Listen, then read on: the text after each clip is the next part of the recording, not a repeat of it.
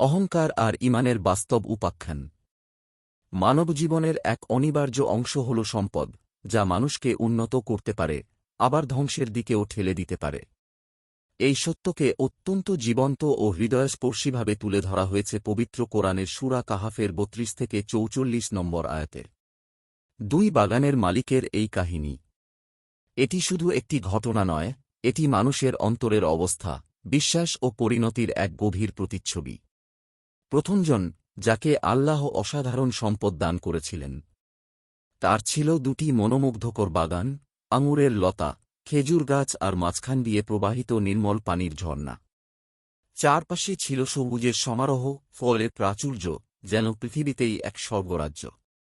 কিন্তু এই প্রাচুর্য তাকে কৃতজ্ঞ বানায়নি, বরং সে অহংকারী হয়ে উঠেছিল। তার চোখে সম্পদই ছিল সাফল্যের মাপকাঠি। সে তার অন্য দরিদ্র সঙ্গীকে তুচ্ছ করে বলল, আমি তোমার চেয়ে ধনে সম্পদে বেশি এবং লোক বলেও শক্তিশালী। সূরা কাহাফ আয়াত 34। অন্যদিকে তার সঙ্গী, যদিও সম্পদে পিছিয়ে ছিল, কিন্তু ঈমানে ছিল দৃঢ়। সে বন্ধুকে অবজ্ঞা করেনি, বরং ভালোবাসা ও প্রজ্ঞা দিয়ে শত করেছিল। সে তাকে স্মরণ করিয়ে দেয় যে মানুষের সৃষ্টি, তার শক্তি, তার সম্পদ, সবই আল্লাহর দান। তাই অহংকারের কোনো স্থান নেই। সে বলেছিল, তুমি যখন তোমার বাগানে প্রবেশ করেছিলে, তখন কেন বললে না, এটা আল্লাহর ইচ্ছা, আল্লাহ ছাড়া কোনো শক্তি নেই। সূরা কাহাফ আয়াত 39।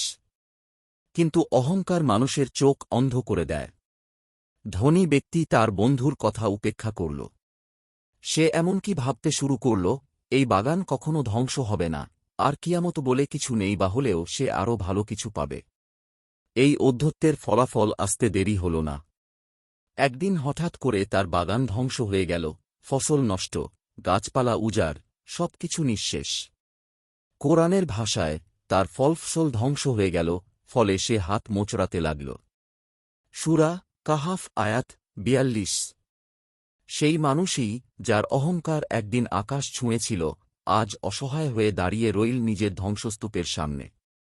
সব ধ্বংস হয়ে নিঃশেষ হওয়ার পর সে তার চেতনা ফিরে পেল। সে উপলব্ধি করল, তার সবচেয়ে বড় ভুল ছিল আল্লাহকে ভুলে যাওয়া। সে তখন আর্তনাদ করে বলল, হায়, আমি যদি আমার রবের সঙ্গে কাউকে শরিক না করতাম। সূরা কাহাফ আয়াত 42। কিন্তু এখন সেই অনুতাপ আর কোনো কাজে এল না।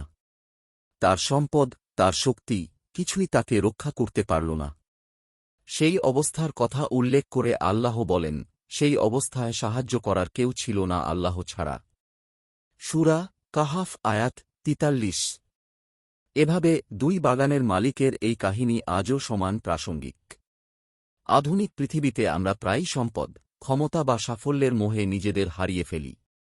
আমরা ভুলে যাই, এই সবই সাময়িক পরীক্ষা মাত্র। কেননা মানুষ যতই শক্তিশালী হোক, আল্লাহর ইচ্ছার বাইরে তার কিছুই নেই। আর সম্পদ নয়, কৃতজ্ঞতাই প্রকৃত সম্পদ। অহংকার নয়, বিনয়ী মানুষকে মহান বানায়। দুনিয়া নয়, আখিরাতই চূড়ান্ত গন্তব্য। তাই জীবনের প্রতিটি প্রাপ্তিতে আমাদের বলা উচিত, মাশা আল্লাহ, লা হাওলা ওয়ালা কুওয়াতা ইল্লা বিল্লাহ, কারণ শেষ পর্যন্ত সবকিছু হারিয়ে যেতে পারে, কিন্তু আল্লাহর প্রতি বিশ্বাস থাকলে মানুষ কখনো সত্যিকার অর্থে নিঃস্ব হয় না। নিয়মিত ইসলামিক এবং স্বাস্থ্য বিষয়ক ভিডিও পেতে লাইক, কমেন্ট, ফলো এবং চ্যানেলটি সাবস্ক্রাইব করে পাশে থাকবেন। মহান আল্লাহ আপনাকে উত্তম যা দান করুক। আমিন।